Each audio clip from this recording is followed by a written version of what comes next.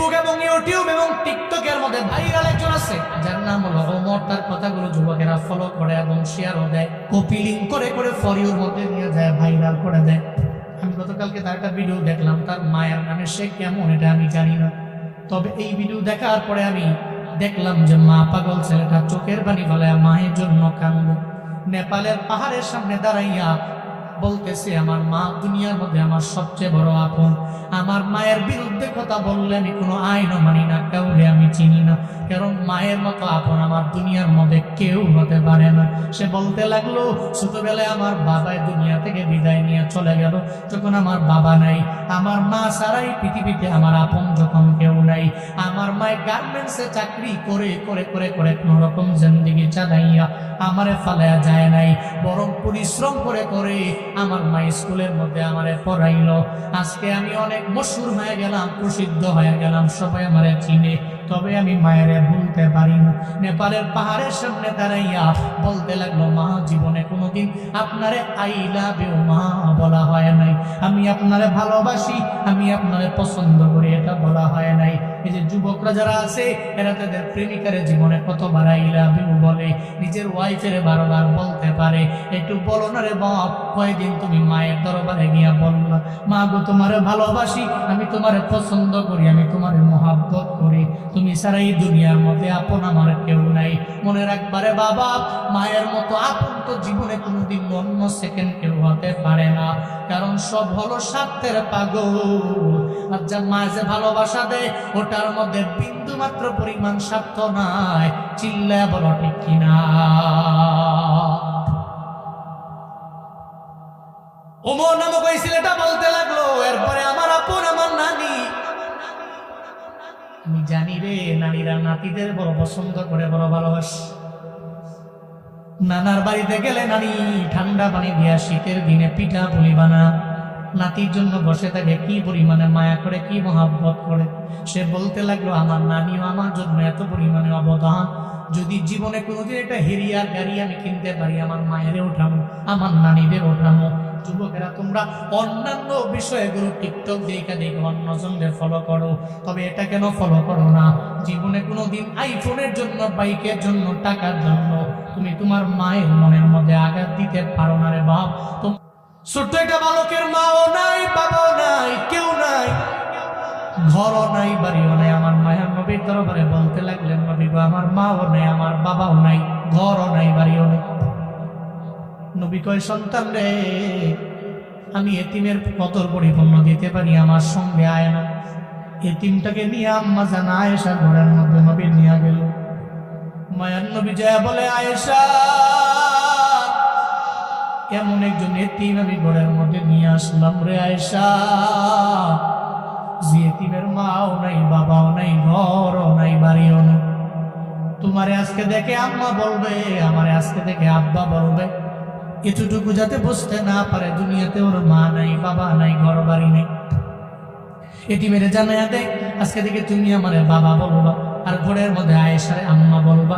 তুমি এটা মনে করবা না যে জগতে তোমার মাও নাই, তোমার বাবাও নাই। নবীজি সঙ্গে সঙ্গে এতিমটার বিষয়ে কথা বলে, আর পরে এতিমটারে সুন্দর কাপড় পরায় দেয় আম্মা জান আয়েশা।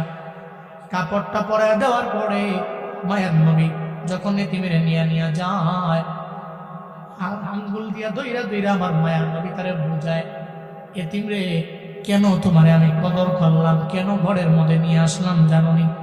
কেন আমারে বাবা বলার জন্য বলি, আয়েশারে আম্মা বলার জন্য বলি জানো?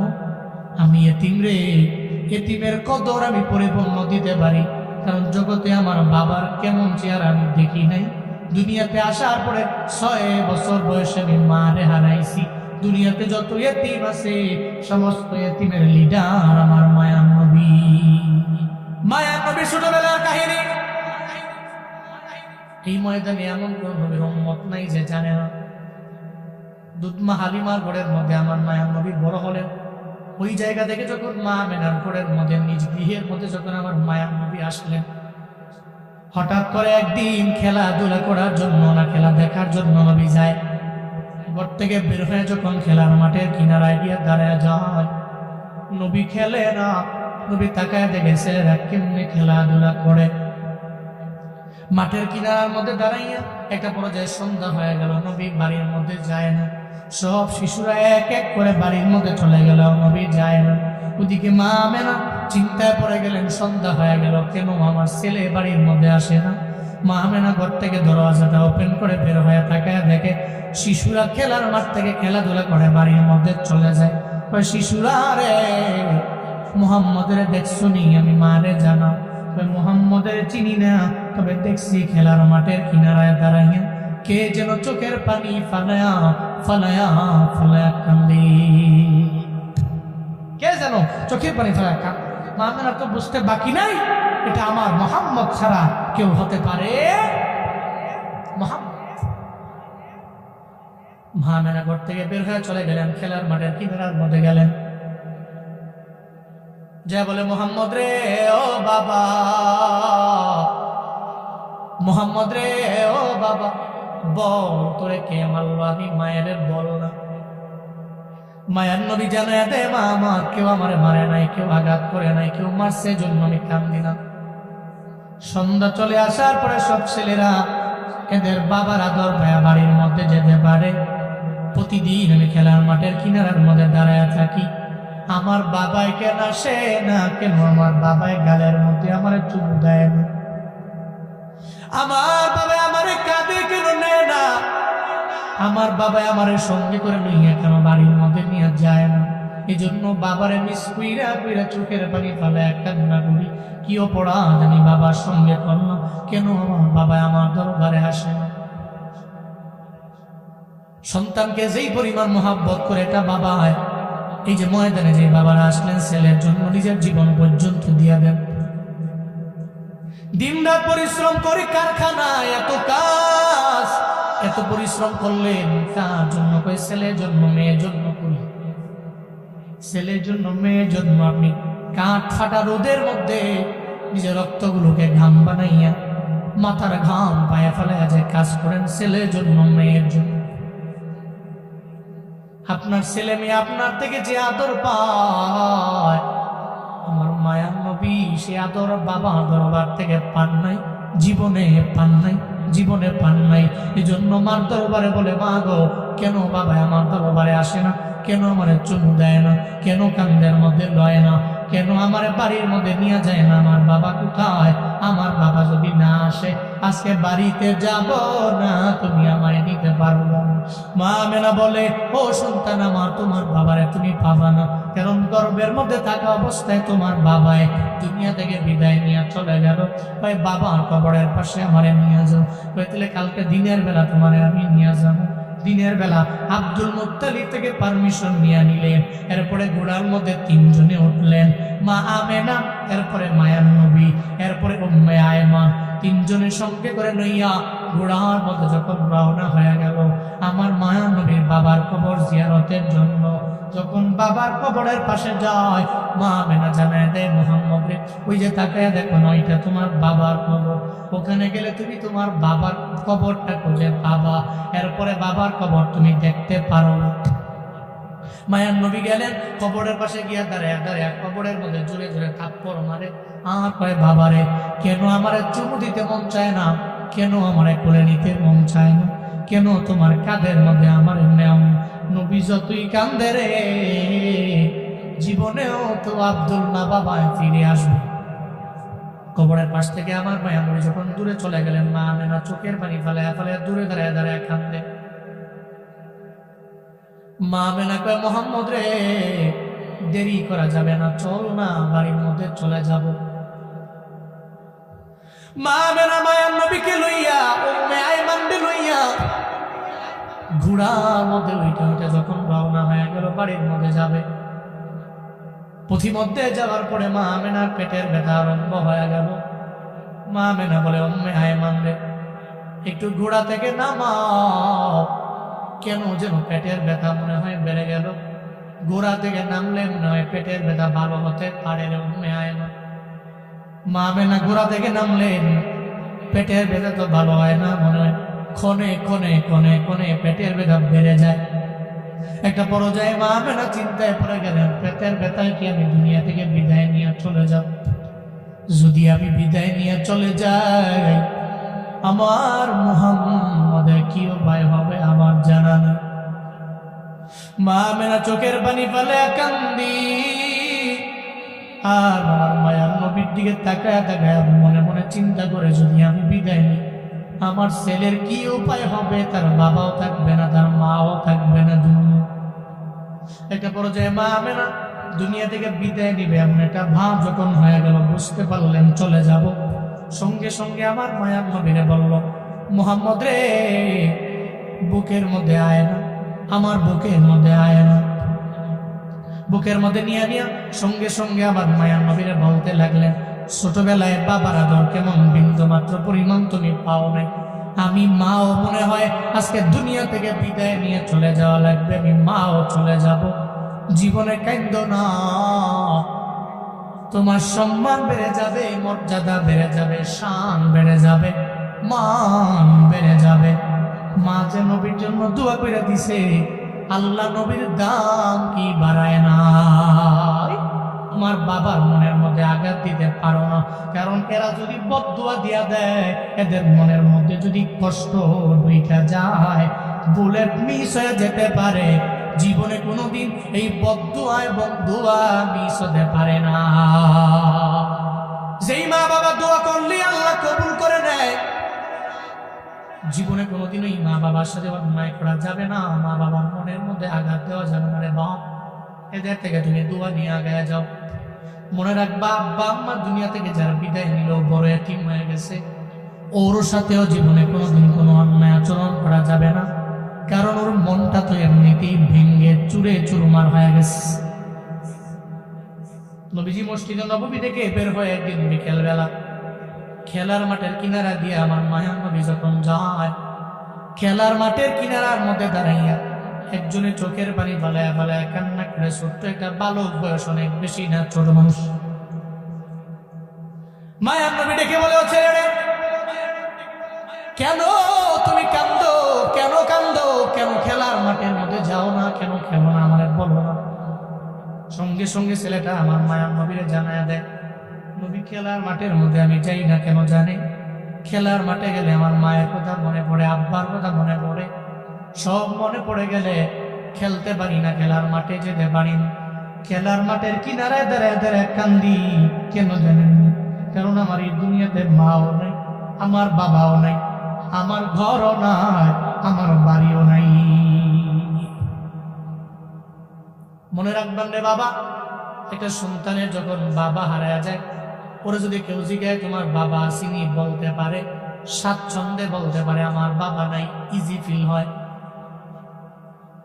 যদি একটা ছোট্ট বাচ্চার মা নাই, যদি মা হারায় ফেলে, ওরা যদি জিজ্ঞাও তোমার মা আসেনি, দেখবেন তার বুকটা ফেটে চুরমার হয়ে যায়। এতটুকু বলতে পারে না যে আমার মা দুনিয়ায় নেই। বাড়াইছে, প্রত্যেককে জীবনে একবার হলেও মক্কা মদিনায় যাওয়ার মতো তৌফিক দান করে। দূরে পড়ে আরো জোরে চিল্লে আমি। মনে রাখবেন, ওখানে যাওয়ার জন্য টাকা লাগে না, অনেক বড় অ্যামাউন্টের প্রয়োজন এমন না। ওখানে যেতে হলে প্রেম লাগে, ইশক লাগে, ভালোবাসা লাগে, নবীর প্রতি টান থাকা লাগে। মনে বড় আশা ছিল যাব মদিনায়, মনে বড় আশা ছিল যাব মদিনায়। একটু মন থেকে আপনারাও পড়তে পারবেন তো? একটু কর না। মনে বড় আশা ছিল, সালাম আমি করব গিয়ে, সালাম আমি নবীর রওজায়।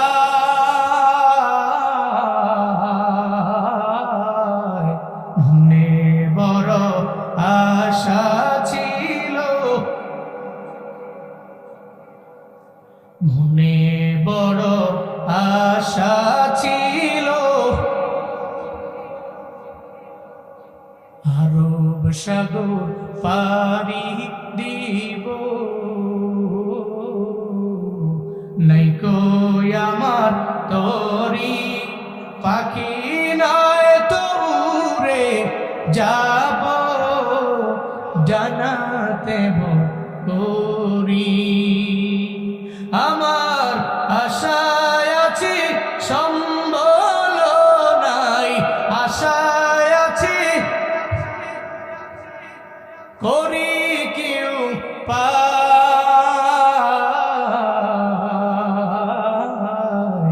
মনে বড় আশা ছিল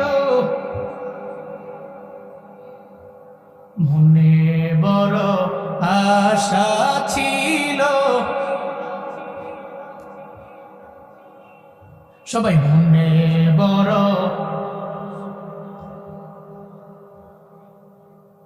আল্লাহ জীবনে একবার হলেও মক্কা মদিনায় যাওয়ার মতো তৌফিক প্রত্যেকটা নবীর উম্মতকে দান করুন।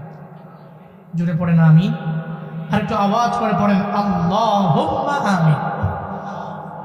নবীজি কানলেন কেন? উম্মতের জন্য। জিবরাইলকে বলছেন আগে আল্লাহর কাছে যাও না, দেখো আল্লাহ কি বলে। উম্মতের চিন্তায় কান দিয়ে আমি চলে যাওয়ার পরে আমার উম্মতের জিম্মাদারির দায়িত্ব কে নিবে আগে জানবো, শুনবো, পারমিশন দিব কি দিব না এরপরে বলবো। জিবরাইল চলে গেলেন রবের দরবারে, যায় বলে আল্লাহ গো, আপনার নবী তো পারমিশন দেয় না, অনুমতি দেয় না। কি বলে আমার নবী?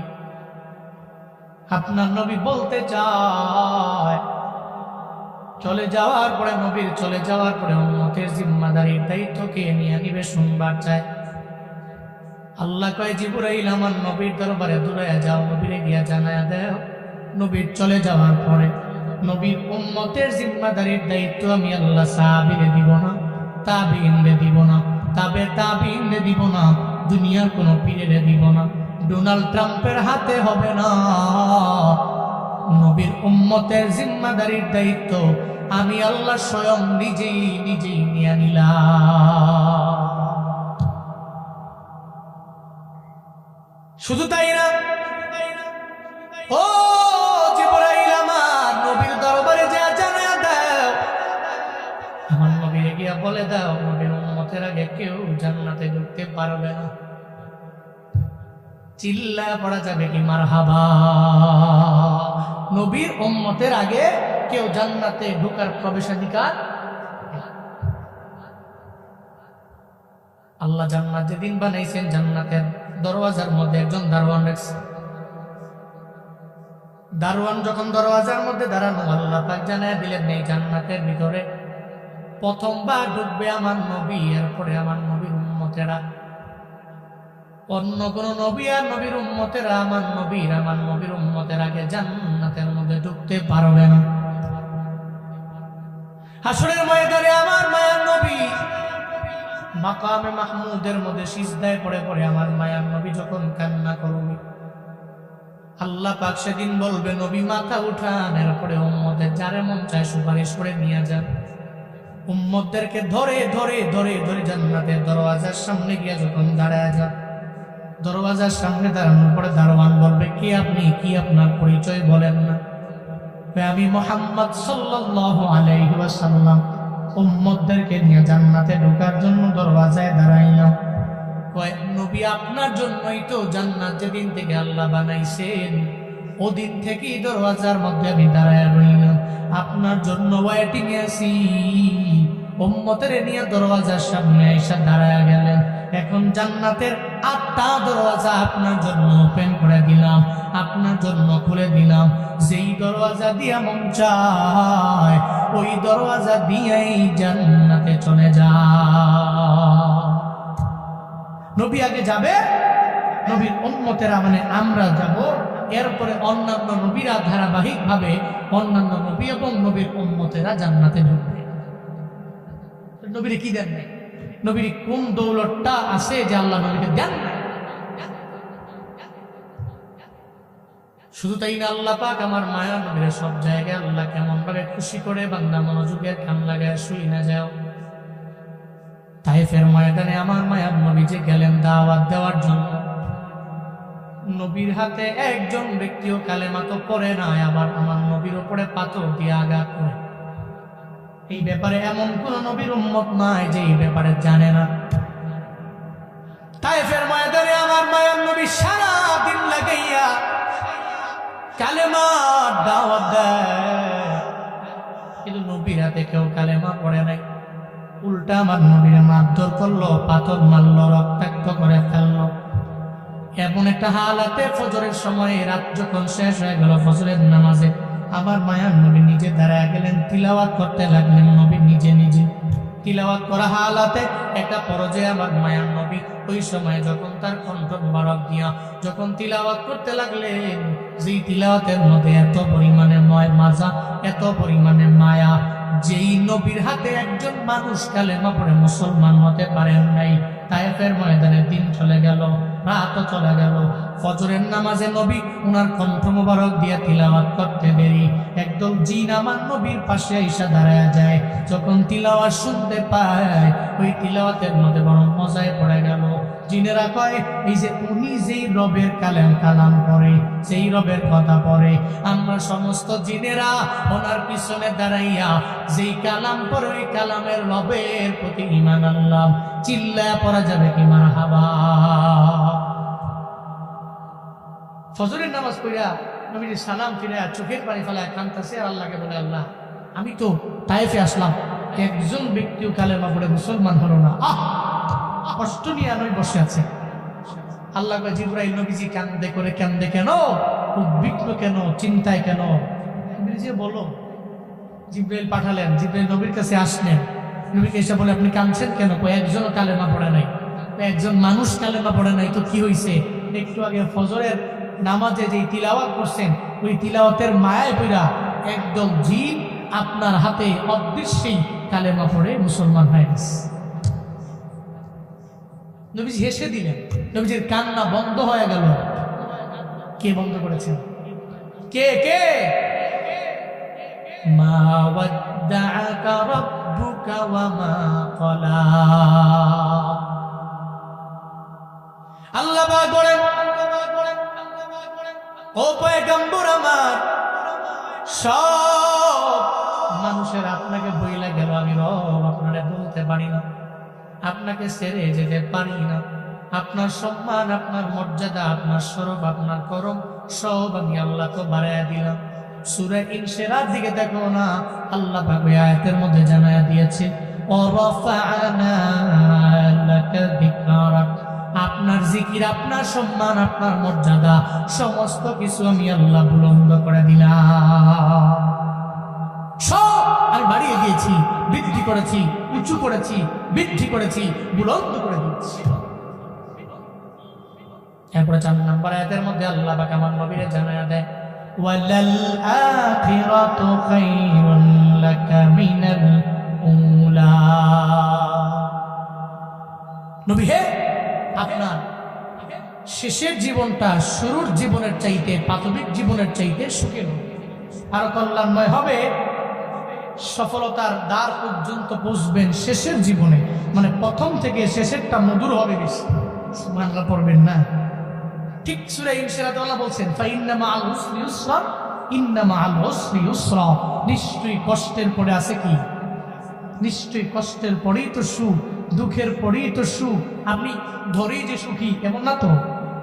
একটা পর্যায়ে এমন হবে, আপনি 3 বেলা খাবারের জায়গায় 2 বেলা পাবেন, 1 বেলা পাবেন না। 1 বেলা পাবেন, 2 বেলা পাবেন না। আপনি দুঃখের সাগর পাড়ি দিয়ে দিয়ে দিয়ে চেষ্টা করে, শ্রম দিয়ে এমন একটা হালাতে আল্লাহ পাক একদিন আপনাকে নিয়ে যাবে, এই দুঃখের পরে এমন এক সুমহান সুখ আল্লাহ পাক আপনাকে দিবে। এই সুখ পেয়ে আপনি রবের এমন কৃতজ্ঞ হবেন যে, আল্লাহ আমি ছিলাম কি, আমাকে বানালেন। সমাজে এমন অনেক নজির প্রমাণ আছে, অনেক আছে। আগে খাইতে পারত না, মানুষের বাড়িতে কাজ করত, লেবার ছিল, দিন মজুর ছিল, কিন্তু 5 বছর, 10 বছর, 15 বছরের ব্যবধানে আল্লাহ তাকে সম্মানিত করেছেন, মর্যাদার আসনে আসীন করেছেন, আল্লাহ তাকে দামি করেছেন, বহু বড় টাকাওয়ালা বানিয়েছেন। আছে না নাই? আছে না নাই? এর মানে বোঝা গেল জীবনটা এমন। কাটাহিরি ক্ষান্ত কেন কমল তলিতে, দুঃখ বিনা সুখ লাভ হয় কি মহিতে। পদ্ম ফুল আনবেন, কাটার দাগ খাবেন না, বিষয়টা এমন না তো। কাটার দাগ খেয়ে পরিশ্রম করে এরপরে যেমন ফুল আনতে হয়, সুখের সাগরে যেতে হলে দুঃখের সাগরে হাবুডুবু খেয়ে সাঁতার করে এরপরে সুখের সাগর পর্যন্ত যাওয়া লাগে, ঠিক কিনা? ধরি পৃথিবীতে কেউ সুখী না, হ্যাপি। আল্লাহ পাক নবী সেটাই বলেন, ওয়ালাল আখিরাতু খায়রুন লাকা মিনাল উলা। আপনার শেষ শুরুর চাইতে আরো বেশি উত্তম। সফল শেষে আপনি শুরুতে। যেমন মাক্কি লাইফের মধ্যে আমার মায়া নবীর উপরে কি পরিমাণে টর্চার করলো, জুলুম করলো, নির্যাতন করলো আবু জাহালের দলেরা। বাইতুল্লাহর কিনারার মধ্যে আমার নবী মুসলিম সাহাবাদের নিয়ে যখন নামাজের মধ্যে দাঁড়িয়ে যাইতেন, মায়ার নবীর দেহ মুবারকের মধ্যে উটের নারী বুড়িগুলো পর্যন্ত এরা চাপায়া দিত। মায়ার নবীর এরা দেখতে পারে না। নবী যখন বয়ান করে কানের ভিতরে শাহাদাতি আঙ্গুলটা দিয়া ধইরা রাখে, মুহাম্মদের কথা আমরা শুনতে রাজি না। মক্কায় যেই মানুষগুলো নবীরে ব্যথা দেয়, মদিনায় যাওয়ার পরে মদিনার শিশুরা, মদিনার কিশোররা আমার মায়ার নবীরে কিভাবে বুকের মধ্যে নেয়, কি সুন্দর করে আমার মায়ার নবীরে অ্যাকসেপ্ট করে নেয়, গ্রহণ করে নেয়। শুধু তাই না রে বাবা, হুদায়বিয়া সন্ধির মাধ্যমে যেই মক্কার মানুষেরা এত পরিমাণে আমার মায়ার নবীরে কষ্ট দিল, বিতাড়িত করলো, ওই মক্কাটাও তো বিজয় হলো আমার মায়ার নবীর হাতের মধ্যে আল্লাহ পাক দিয়া দিলেন। মক্কা বিজয় হয়ে গেল, নবীরে আল্লাহ পাক দিয়া দিলেন। আল্লাহ কয় চিন্তা করার দরকার নাই, আপনার শুরুর জীবন থেকে শেষের জীবনটাতে আমি আল্লাহ সুমহান সুখ দিয়া ভরপুর করে দিব। চিল্লায়া পড়বেন কি মারহাবা। আল্লাহ পাক বলেন, ওয়ালা সাউফা ইউতিকা রাব্বুকা ফাতারদা আলাম ইয়াজিদকা ইয়াতীমান ফাআওয়া। আল্লাহ পাক বলেন, ও পয়গম্বর আমার, অচিরে আপনার রব আপনার এমন কিছু দিবেন যা পেয়ে আপনি রাজি হয়ে যাবেন, যা পেয়ে খুশি হয়ে যাবেন, যা পেয়ে আপনি সন্তুষ্ট হয়ে যাবেন। সূরাত আদ-দুহা শপথ করার পরে তিনটা আয়াতের মধ্যে আল্লাহ পাক আমার নবীকে এনশিওর করলেন, আপনাকে আমি আল্লাহ অচিরে এমন কিছু দিব, এমন কিছু আমি আল্লাহ আপনাকে দিব, আপনি পেয়ে যাবেন। এই তিনটা কথা বলে আল্লাহ নবীরে জানাইয়া দিলেন। আবু জাহালের কথা কানের মধ্যে নেওয়ার দরকার নাই, উতবার কথা কানে নেওয়ার প্রয়োজন নাই, সাইবাহর কথা কানে নেওয়ার প্রয়োজন নাই, ওয়ালিদ ইবনে মুগিরার কথা কানে নেওয়ার প্রয়োজন নাই। আমি আল্লাহ আপনাকে জানাইয়া দিলাম তিনটা আয়াতের মাধ্যমে, এমন কিছু আমি আল্লাহ অচিরে আপনাকে দিব যেটা পেয়ে আপনি খুশি হয়ে যাবেন। চিল্লায়া পড়া যাবে কে সুবহানাল্লাহ। তিনটা আয়াতে কসম খাওয়ার দুই আয়াতের পরে এরপরে তিন আয়াতে এটাই এনশিওর করেছেন যে আপনাকে এমন কিছু দিব খুশি হবেন আপনি। এক নম্বরে তো ভুলবো না, মা ওয়াদ্দাকা রাব্বুক, আপনার আপনাকে ছেড়ে যাবে না, ভুলে যাবে না, কোথাও যাবে না। দুই নম্বরে শুরুর জীবনটা কষ্টের, শেষের জীবনটা এর চাইতে সুখী। তিন নম্বর আয়াতে অচিরে এমন কিছু দিব যা পেয়ে আপনি রাজি হয়ে যাবেন। তিনটা পাঁচটা আয়াত দেন। এরপরে তিন আয়াতে আল্লাহ পাক রব্বুল আলামিন নবীকে স্মরণ করিয়েছেন অতীত জীবনের কথা। অতীত জীবনের কথা কেমন স্মরণ করিয়েছেন? আপনার প্রেজেন্ট লাইফে আপনি কেমন ছিলেন দেখেন তো। আলাম ইয়াজিদকা ইয়াতীমান ফাআওয়া। আল্লাহ পাক বলেন, আলাম, হামজা ইস্তেফাম দ্বারা প্রশ্ন করছেন, আলাম ইয়াজিদকা, আমি কি আপনাকে পাইনি ইয়াতীমান, এতিম অবস্থা, আমি আল্লাহ কি আপনাকে এতিম অবস্থায় পাই না? এরপরে আমি আল্লাহ কি আপনাকে আশ্রয় দেই নাই? নবীজি এতিম ছিলেন, এতিম অবস্থা থেকে আল্লাহ নবীকে আশ্রয় কি দেন নাই? দেন নাই, আশ্রয় দিয়েছে। এরপরে আল্লাহ পাক বলেন, ওয়াজাদাকা দাল্লান ফাহাদা ওয়াজাদাকা আইলান ফাআগনা। আল্লাহ পাক বলেন, আমি আল্লাহ আপনাকে পেলাম এমন অবস্থায় পেলাম আপনি পথ হারা ছিলেন, আমি আল্লাহ তো আপনাকে পথ দেখাইয়া দিলাম। শুধু তাই না, আপনি এমন গরিব ছিলেন, আমি আল্লাহ আপনাকে ধনী বানায় দিলাম। তিনটা আয়াতের মধ্যে আপনি কি ছিলেন, আমি আল্লাহ আপনারে কি বানায় দিলাম, এবারে আল্লাহ নবীকে জানায় দিলেন। অতীত লাইফের কথা আল্লাহ আমার মায়ার নবীরে স্মরণ করে জানায় দিলেন, আপনি কি ছিলেন, আমি আল্লাহ আপনারে কি বানাইলাম। এরপরে তিনটা আয়াতের মধ্যে আল্লাহ পাক রব্বুল আলামিন দুইটা আয়াতে নিষেধ, একটা আয়াতের মধ্যে আল্লাহ পাক আদেশ করলেন। যে দুইটা আয়াতের মধ্যে আল্লাহ পাক রব্বুল আলামিন নিষেধ করলেন, আল্লাহ পাক প্রথম নম্বরে জানায় দেয়, নবী আমার, আপনাকে তো এতিম পেলাম, তো জীবনে কোনোদিন আপনি এতিমের ধমক দিতে পারবেন না। ফাআম্মাল ইয়াতীমা ফালা তাকহার ওয়া আম্মাস সাইলা ফালা তানহার। জোরে বলেন আল্লাহু আকবার, আরো জোরে আল্লাহু আকবার। আল্লাহ পাক বলছেন, আপনি তো এতিম ছিলেন, পেয়েছি, আশ্রয় দিয়েছি। আপনি গরিব ছিলেন, ধনী বানিয়েছি। পথ হারা ছিলেন, পথ দেখিয়েছি। এখন কাজ কি জানেন? এক নম্বর কাজ হলো, জীবনে কোনোদিন কোনো এতিমের ধমক দেওয়া যাবে। নবীজি ওনার লাইফে কোন একটা এতিমকে দেখার পরে ধমক দিয়েছেন, তাড়িয়ে দিয়েছেন, গালি দিয়েছেন। এ নজির, এ প্রমাণ পৃথিবীর কোন নাস্তিক সেকুলার দেখাতে পারবে? বরং শত শত হাদিস আছে আমার মায়ার নবী এতিমদের সাথে কেমন আচরণ করলেন। নবীর সামন দিয়ে হাইটে গেছে এতিম, যার মাও নাই, যার বাবাও নাই, নবী তার মাথার মধ্যে হাত বুলান নাই। এমন কোন প্রমাণ পৃথিবীর কোন মানুষ প্রমাণ করতে পারবে না। কারণ মায়ার নবী এতিম রে, এতিমের কদর আমার মায়ার নবী পরিপূর্ণ দিতে জানেন। বাবা, এই ময়দানে যারা মা বাবা হারাইছো, এই সমস্ত মা বাবা হারা এতিম, এরা কদর দিতে জানে। আরেকজন এতিমের কদর বোঝে, যার মাও নাই, যার বাবাও নাই। কাইন্দো না, কাইন্দো না, তোমার সম্মান বেড়ে যাবে, মর্যাদা বেড়ে যাবে। তুমি মাকে বিদায় দাও, আমি মা মনে হয় বিদায় নিয়ে চলে যাবো। তুমি যে কাঁদতে লাগলেন, মা বাবার কবর জিয়ারত করতে যেয়ে কি আপনাকে হারাতে হবে? দুইজনকে হারালেন, মা মেনা বিদায় নিলেন। নবীজি আর উম্মে আয়মান ঘোড়ায় চড়ে রওনা হলেন। আসার সময় 3 জন, ফিরার সময় কয়জন?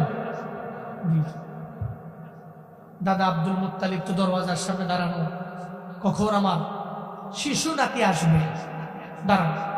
তাকায় দেখে দূরে আসতেছে ঘোড়া, কিন্তু ঘোড়ার মধ্যে যাওয়ার সময় বিদায় দিলাম 3 জন রে, আবার সময় মাত্র কয়জন? বুঝতে আর বাকি নাই।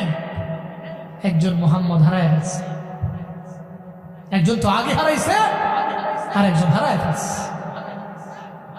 নবীজি আয়েশা দাদা আব্দুল মুত্তালিবের বুকের মধ্যে জড়ায় নবী কান্না করেছেন, দাদা আব্বা নাই, আম্মা নাই, কেউ নাই, আমি বলে এতিম হয়ে গেছি। শুধু আপনি আমার প্রটোকল দিতে পারেন, পৃথিবীর কেউ নেই।